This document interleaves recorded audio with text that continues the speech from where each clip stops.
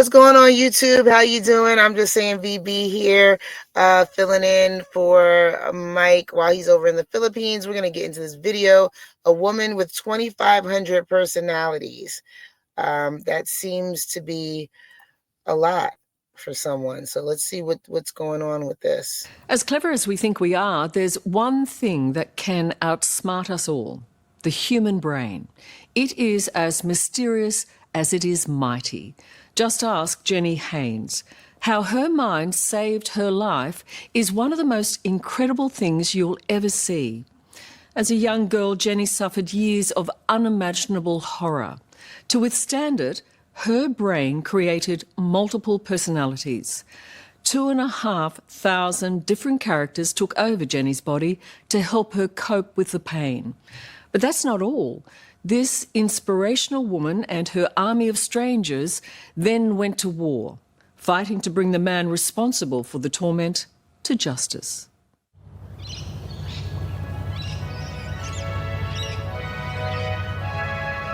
Jenny Haynes is a woman of many parts.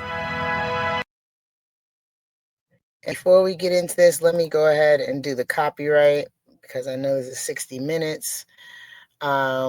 Copyright disclaimer: under Section 107 of the Copyright Act 1976, allowances made for fair use purposes such as criticism, comment, news reporting, teaching, scholarship, research. Fair use is a use permitted by copyright statute that might otherwise be infringing. Nonprofit, educational, or personal use tips the balance in favor of fair use. No copyright infringement intended. All rights belong to their respective owners. Content might be gossip, rumors, exaggerated, or indirectly beside the truth.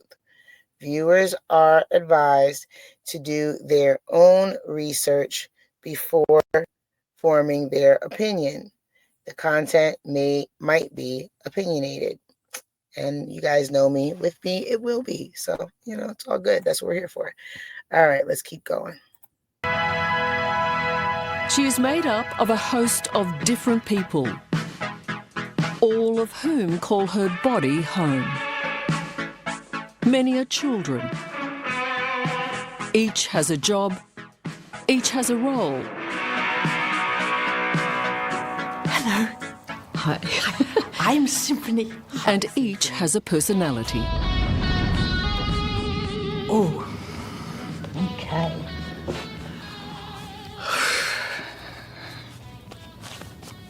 Good. Pants. Thank God. Thank God for pants. Hello. Hi, Muscles. Hi. The reason Jenny Haynes has many personalities is because she's needed to create a powerful psychological army to protect her.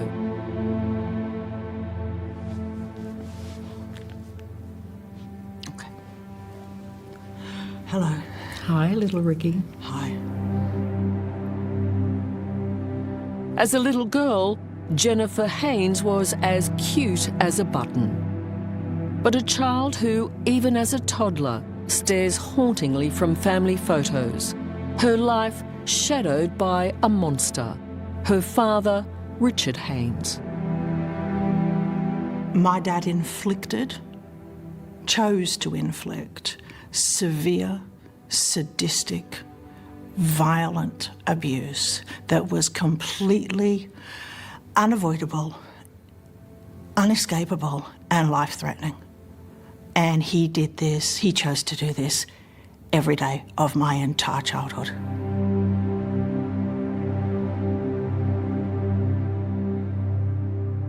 Jenny Haynes survived what can only be described as torture by hiding inside her mind. From a very early age, she developed multiple personality disorder, or what's also called dissociative identity disorder.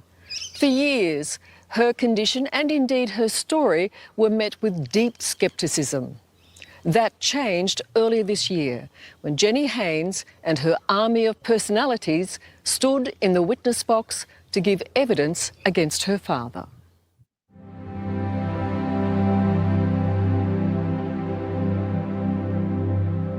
first time you meet Jenny and you sit down with her, it really takes a lot out of you, because you're looking at one body but a number of different people within that body, and it was just incredible.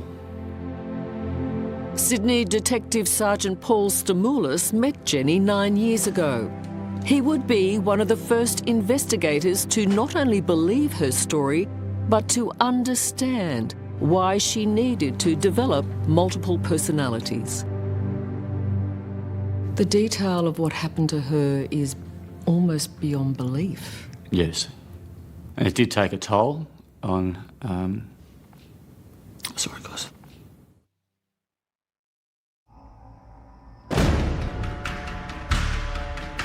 Jenny Haynes' shocking story and her determination for justice would see investigators hunt her father down.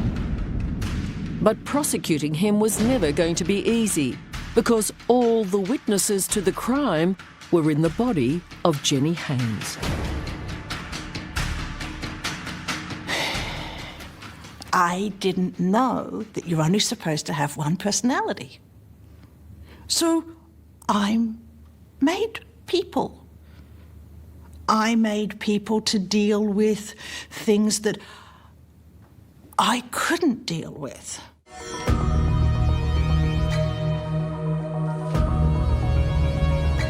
Multiple personality disorder, or dissociative identity disorder, DID, was once viewed with disbelief, including by the psychiatric profession. But now, it's not only considered a genuine medical condition, but an ingenious one.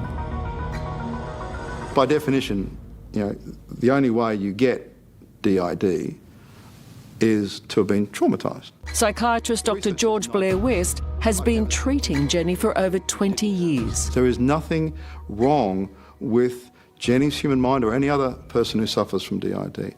Their mind is just coming up with an incredibly sophisticated, clever solution to a scenario that most of us could not begin to understand or relate to. In therapy sessions, you kind of understood what was going on inside your head, but didn't have a name for it. Jenny's many personalities talk of the terror they faced and how they worked as a team to keep Jenny safe. We were aware of a voice that we called J. Mm-hmm. I mean, chilled. Chilled, yeah. Chilled American voice. Okay. And if you hear the chilled American voice, it's Jay. It's Jay. He would sit there. You need to get up now. You need to leave the room now. He is coming. And if he finds you, he's going to do it again. So you need to go now. Children who are subjected to significant traumas prior to the age of 8, they are able to split off parts of their mind in this way. And the thing that seems to push the mind to do this more than anything else is realising you have no way out, that nobody's going to come and get you, nobody's there to save you, you're on your own, and you have to come up with a solution that is entirely of your own. So you're saving yourself. Absolutely, and you're doing it in this incredibly sophisticated way, which is why this condition is not an illness. From the age of 4, Jenny suffered years of sickening sexual abuse. To endure the trauma, she created personalities to cope with not just the pain of her abuse, but the smells, tastes, and sounds. Hello. The first personality she developed was Symphony, who to this day remains a 4-year-old girl. Symphony did this because she loves me. That's really important. She made thousands of people to live in the world, to act, to take on things that she didn't want me to have to go through. And I think that's wonderful. You have 2,500 people in your army. Yes. It is an army. It's an army. It's a very good idea, that one. Yeah, I like that.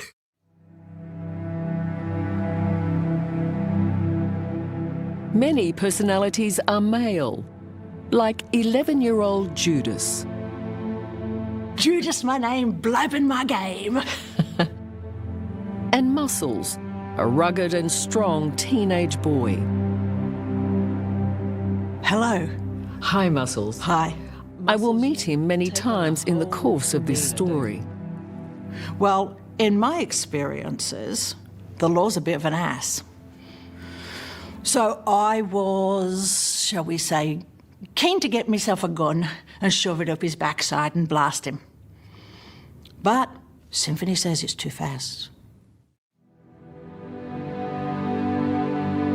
Another is an 8-year-old called Little Ricky, who despised his designated job, which was to choose the personalities who would face her father. I hated my job. And I hated hurting people. Because I figured I was just like Dad. Because I'd have to go and tap him on the shoulder and say, "You're up." And I hated it.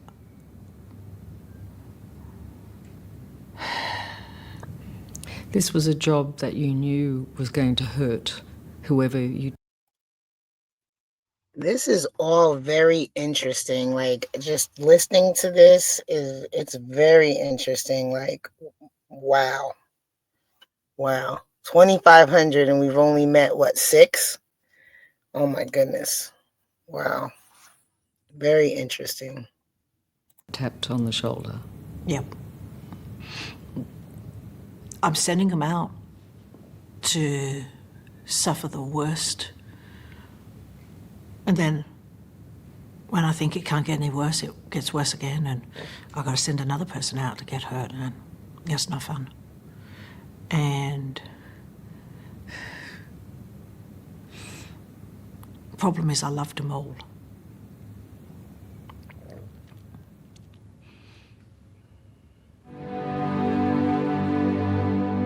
All of Jenny's thousands of personalities were created to deal with her abuse. Many very transient, others fully formed. I don't make people to play. I've never made people to play. Every single person, even if you are a 10-minute fragment or if you are a fully formed Muscles, you have a job.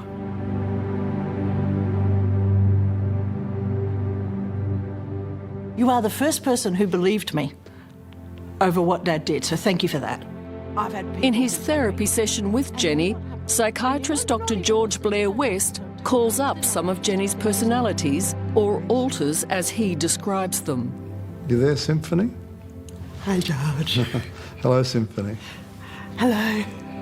It's difficult to watch and hard to hear. When Dad started to abuse the little girl, I sang.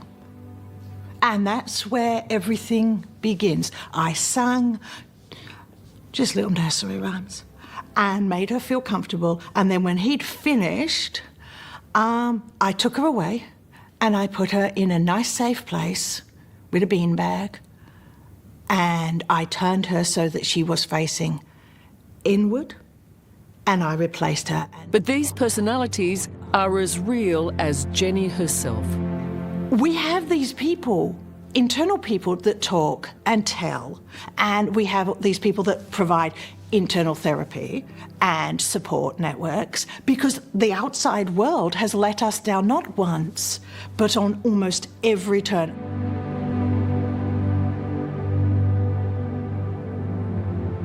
When you call alters out, you do see a physical change? Do you hear a different voice? If you were doing a functional EEG, you'd see different brainwaves as well.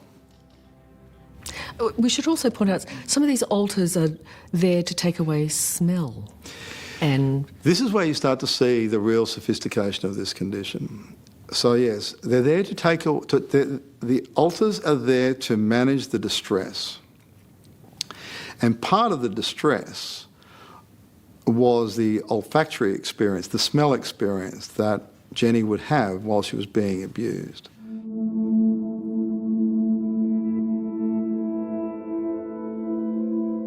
My dad smells like burning Bakelite and the most unwashed construction worker you will ever meet. He is vile. And so she created a series of altars that managed her senses so that she couldn't experience things like smell. Of her father? Of her father, yes. Now, this is something that the rest of us can't do. We have no way of literally blocking out a smell experience. And not so Jenny. Stepping deep into Jenny's world, it becomes apparent that it's the personality Little Ricky who is at the heart of her network of protectors. Can you ask little Ricky if I can say hello to him? Yeah. Yep.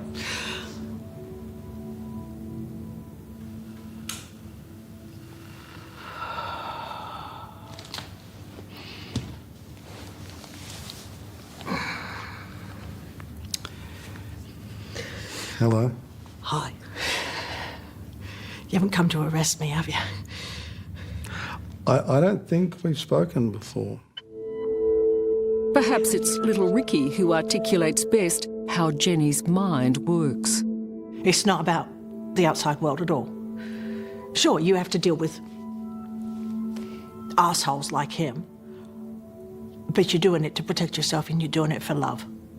An MPD is an act of love. It is not an act of mental illness or playing silly games, pretending to be other people. You are protecting yourself. You are protecting your soul. And that's what I did. I protected our soul. And I had to put people into shit positions. But it's a war. Coming up, it does take a toll. Convincing a detective It's like something you've never seen before. Jenny's 2,500 personalities are real. He has told me he believes me. And he said, I don't think you're crazy at all. I just cried. God on earth, that's what Paul is. God on earth. That's next on 60 Minutes.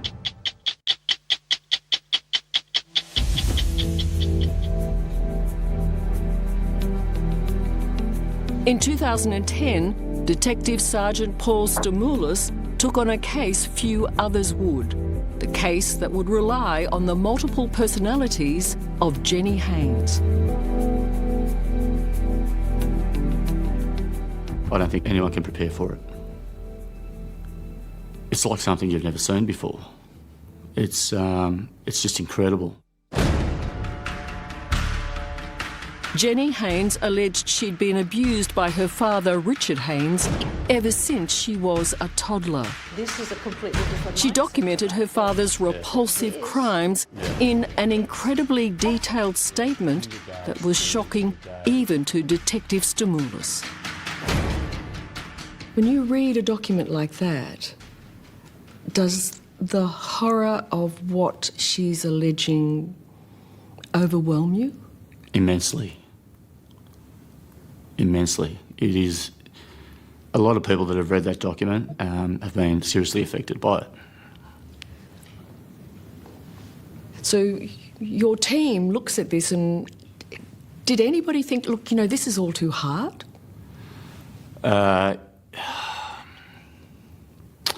We had a bit of drive about us, the team, so we were fortunate to have some outstanding investigators on the investigation, and we just kept on going.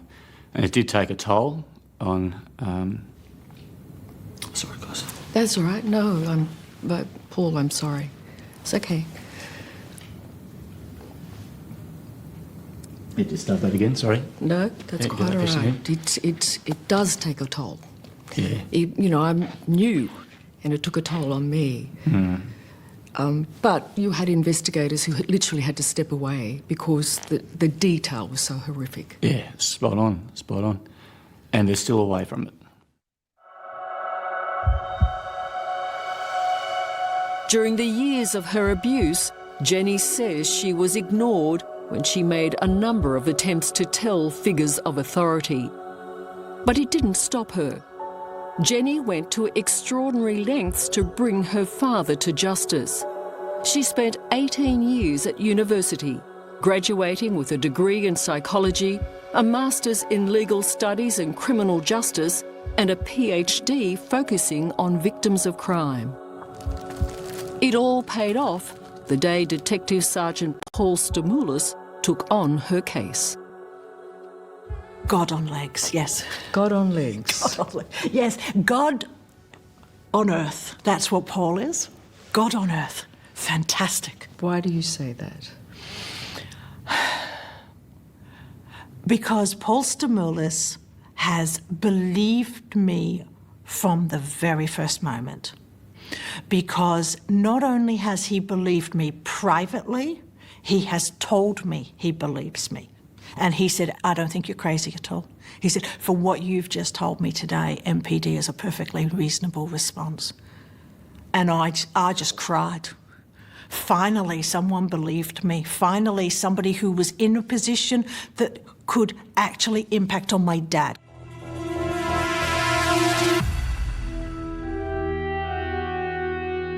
Given the fact that Jenny has multiple personalities, did you doubt her story at all? The story, the seriousness of what was in front of us was immense.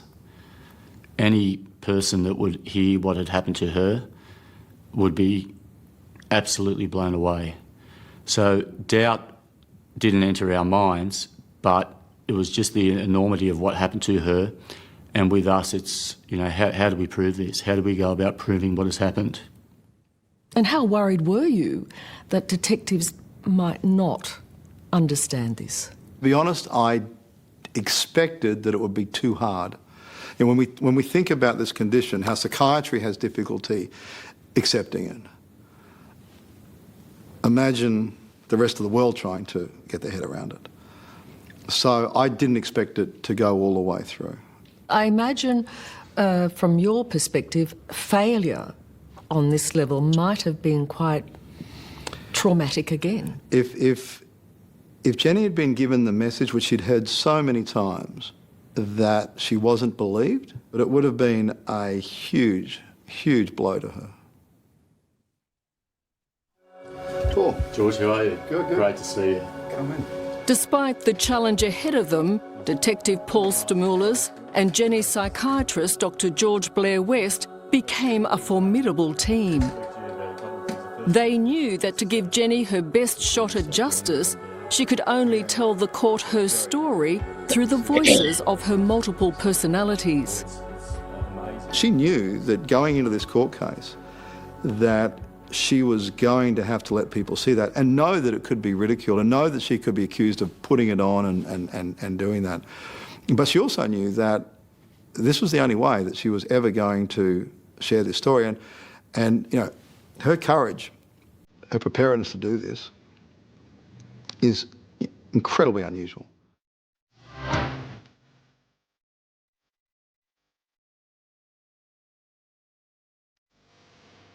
Because each of Jenny's personalities dealt with different aspects of her trauma, it means she has extraordinary recall.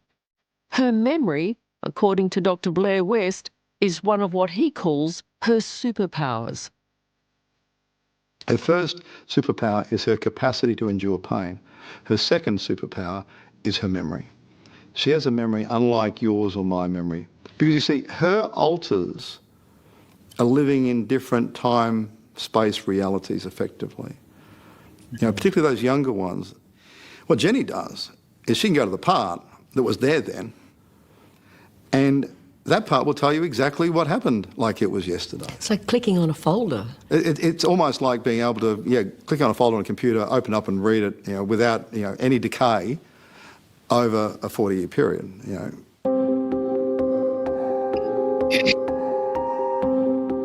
If Jenny's memory was not enough, there was another body of evidence, her own. The physical damage done by her father's abuse is appalling.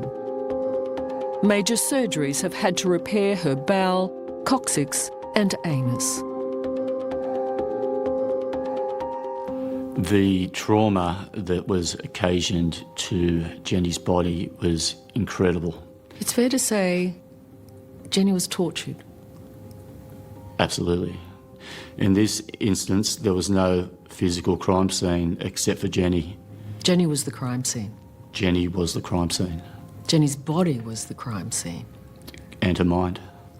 And her mind. Yep. Coming up, This is possibly one of the most terrifying rooms in the universe.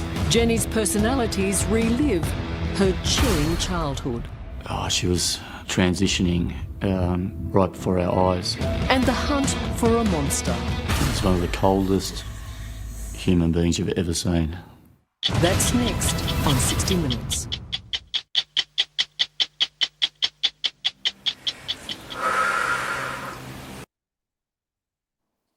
Just wanted to give you guys a little break, a little 30-second reprieve to breathe, because this is a lot.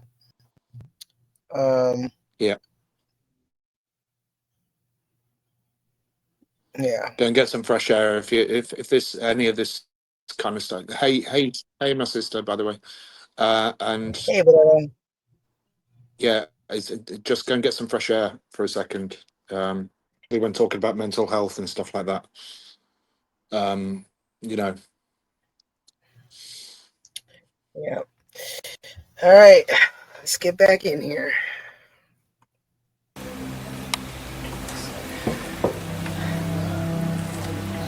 And this is where he made me get on the end of the bed and that I was raped by him.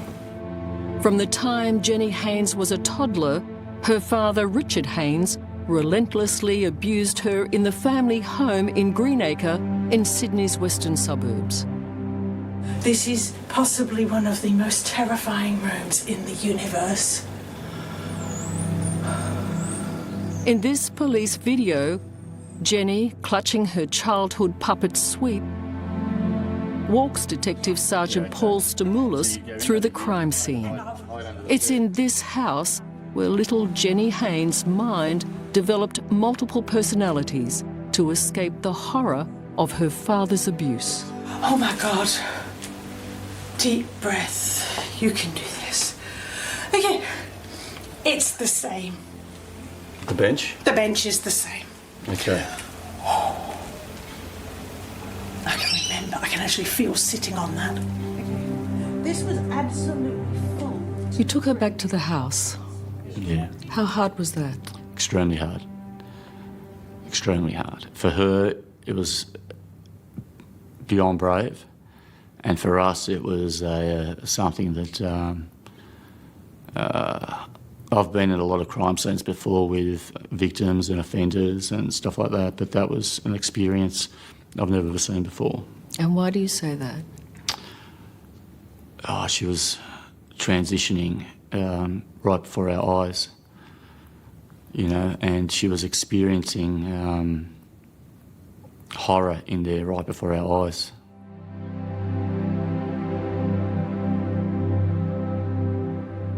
Along this wall here was the twin tub.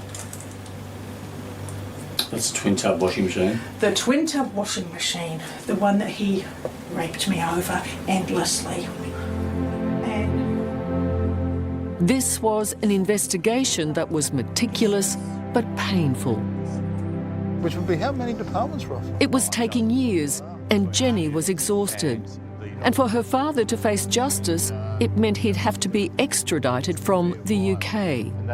But in 2017, it all changed.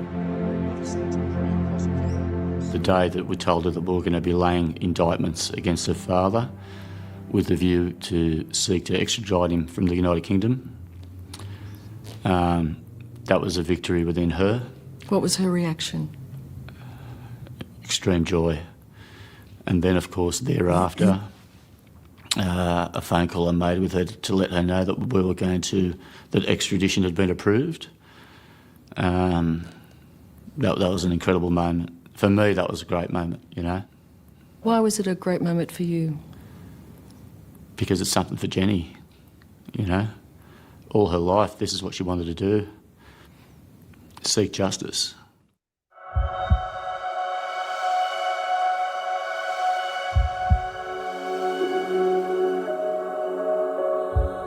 When you clap eyes on this man that you've read so much about, how do you feel? I'd rather not say. I'd rather not say.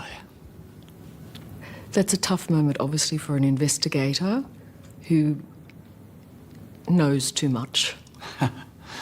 It was, you know, here you are in the company of someone who the allegations at the time were things that, you know, would come out of a horror movie.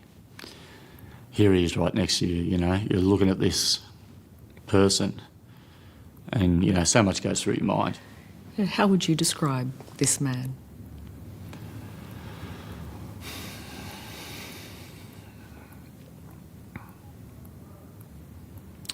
He's one of the coldest human beings you've ever seen. There's nothing there. You never felt anything from him? No.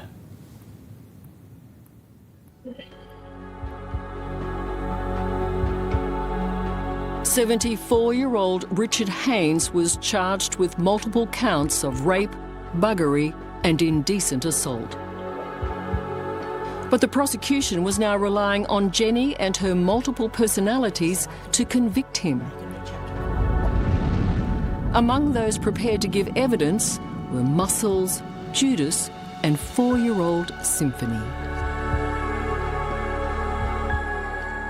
In essence, Jenny came to the witness box with 6 witnesses. She did. Did you think this is going to be a tough one? Yeah. Because it's not been really done before. No, it's never been done. Did you worry for Jenny in the process? She was strong, you know. She was strong. She was ready. You know, this was her time. And it had come. When you decided to give evidence, how did you decide between all of your alter personalities who was going to do and say what? We didn't. There was We no didn't. plan? Oh, there was a plan. But you see, the plan is whoever has the right answer will come out and tell thee.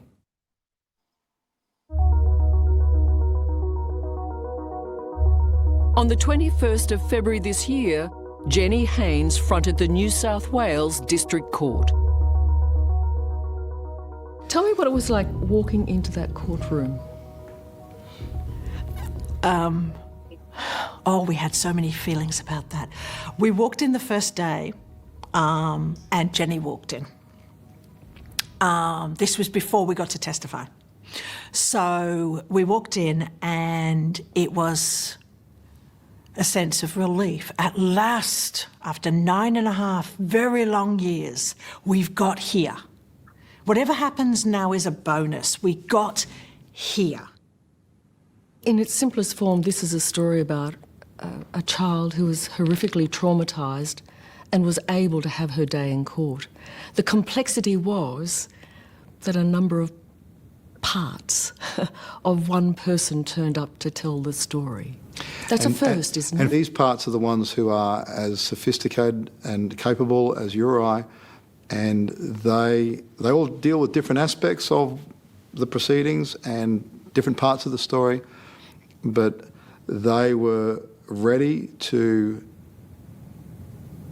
deliver a comprehensive, balanced, accurate account of what had happened to them in the pursuit of her justice.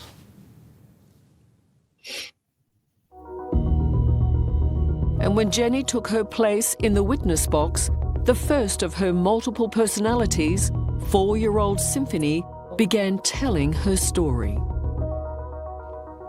Did you finally feel a sense of legitimacy? Yes, we felt validated. And you're in the witness box for a total of 2 hours? Total of 2 hours. Are you looking at your dad? I haven't stopped looking at him. Did he look at you? We have testified straight to him. Once she started to give evidence in the way that was the best way for her to give evidence, I think he realised that, you know, it was time to make some admissions. Coming up, Jenny takes her personalities to court. I'd like him to go to jail for a very, very long time. Her incredible bravery But somebody deep inside was crying hysterically. and a victory for everyone. It was Jenny's day. I want him to walk into prison with everybody knowing what he did. Bucker. That's next on 60 Minutes.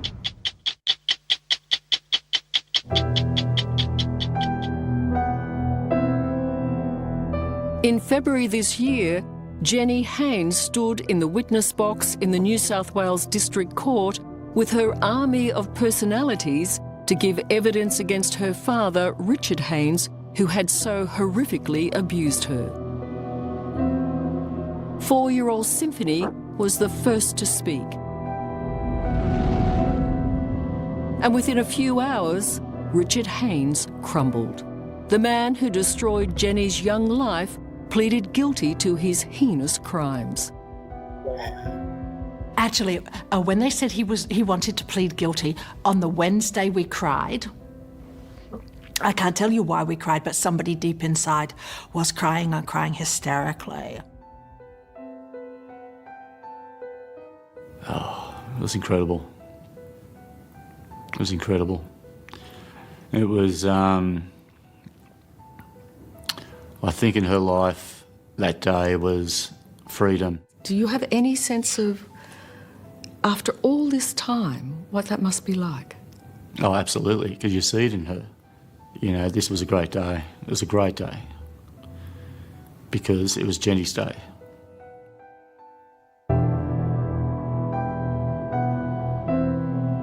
As a child of sexual abuse, Jenny was entitled to anonymity, but it would have also protected her father's identity. And I didn't want a 74-year-old man was in court today. I wanted Richard John Haynes was in court facing 75 charges in relation to rape, sodomy and sexual abuse of his daughter, Jennifer Margaret Linda. I wanted that story said. I want him to walk into prison with everybody knowing what he did. Jenny decided she wanted the world to know her story. I'd like him to go to jail for a very, very long time. And I hope that every moment in jail is as uncomfortable and as traumatic as my childhood was. Richard Haynes will be sentenced next week.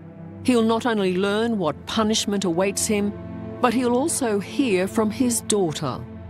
I want my words banging in his head until he's dead. Jenny has prepared for the court her victim impact statement, and she's left nothing out. He heard me beg him to stop. He heard me cry. He saw the pain and the terror he was inflicting on me. My life has been devastated by his selfishness. I've paid an enormous price for his depraved sexual desires. To date, I've been the one paying the price. Please, Your Honour, can you finally place the responsibility where it belongs, on Richard John Haynes, and send him to prison for a very long time? Please.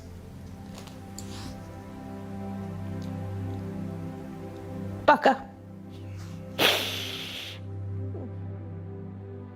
Coming up. I think she's the greatest person I've ever seen. Really? She's incredible, mate. What happens to Jenny's army? You're going to reclaim your life. The thousands of strangers who saved her. Well, it's yours now. It's mine. What do I want? That's next on 60 Minutes.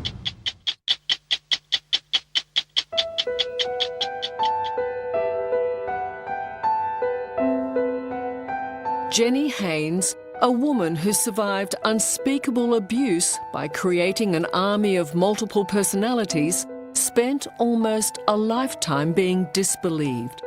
But her successful quest in the courts to bring her father to justice has not only validated her condition, but opened the legal channels for others like her to tell their stories. It is an extraordinary moment in law, isn't it? It is. Yep, it is. Very much so. And It's a great moment. It's a great moment because it opens the doors now. of all the things you see of her, is there one thing that stands out for you about this extraordinary woman? Oh, absolutely. It's her resilience, or to use another word, it's the survival of hope. I don't know how a human goes through that and still has hope and still fights on and still goes looking for help and then takes it as far as they can possibly take it.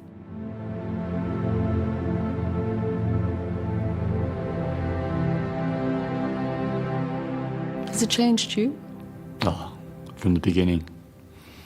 From the beginning. It's changed. I think it's impacted on every person who has had part of this investigation. Hugely, in a number of different ways. You know, it's changed me greatly, as it has many other people. If you had to describe Jenny to someone, how do you do that? I think about this a lot. And I think she's the greatest person I've ever seen. Really? And what makes you say that? The strength, power, you know, determination. She's incredible, mate. I just wanted to go out and smell the roses and enjoy the rest of her life, because that's what it's all about.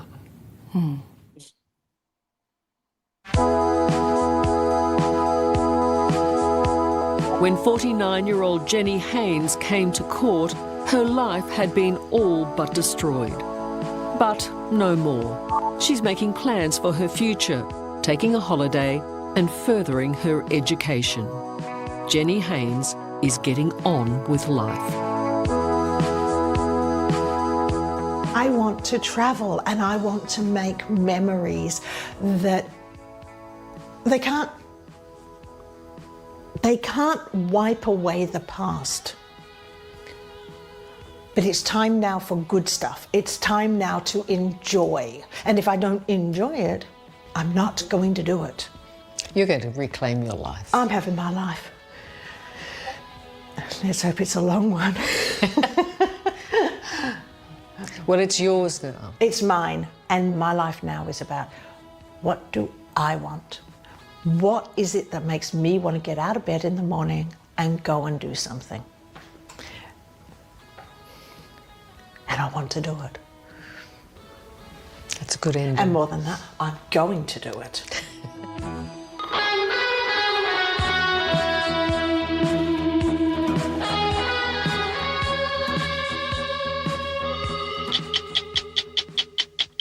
Hello, I'm Liz Hayes. Thanks for watching.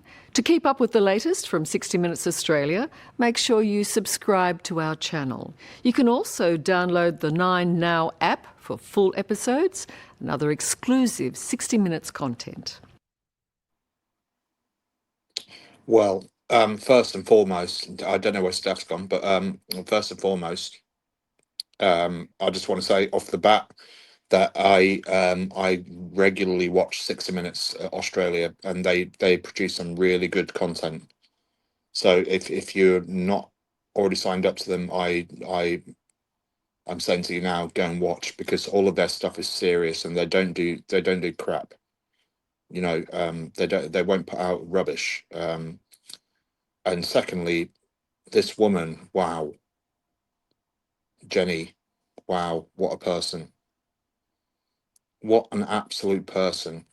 And what a lot of people don't realise, right, is so that you know, if you, let's say that somebody shatters one of their bones and it shatters into pieces, and they can try and put it back together. And normally the case would be that they, you know, put a cast on it or something like that. The same thing can happen to the brain, right? So the trauma when you break your leg or break your arm or break whatever part of your body, that's still trauma. The same thing can happen to the brain. The only difference is that we can't wear a cast on our brain, right? So, and that's what happened to this lady, you know, when she was a kid. Is it the trauma shattered her brain into 2,000 pieces, and that's where these different personalities came from. And you know what I mean? It's one of those hidden disabilities. It's one of those hidden breaks that you can't see, and you know, it doesn't mean that it's not real. Yeah. Well, it definitely is a heart-wrenching story about what had happened to her as a child. But, you know, thank goodness her mind was able to separate itself in order for her to be able to not only survive, but able to fight and get her justice. Um, and so we're going to go ahead and we're going to wrap this up. We'll get out of here, guys. You guys let us know what you think in the comments. Y'all take it light, take it slow. Tell them Uncle Mike and I'm just saying VB and Murph told you so. Bye, guys.